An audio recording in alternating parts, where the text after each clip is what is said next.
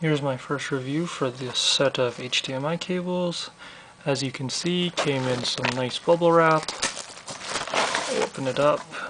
Here's the HDMI cable itself. 6 feet, high def cable. Let's open it up.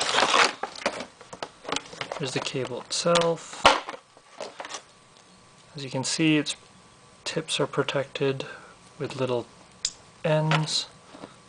Looks like gold-ish connectors.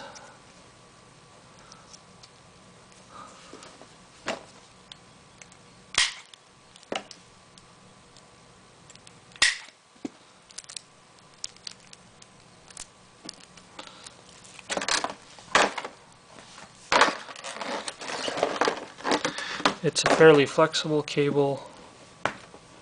Not crazy, but enough. So, looks good. Both male. So there you go.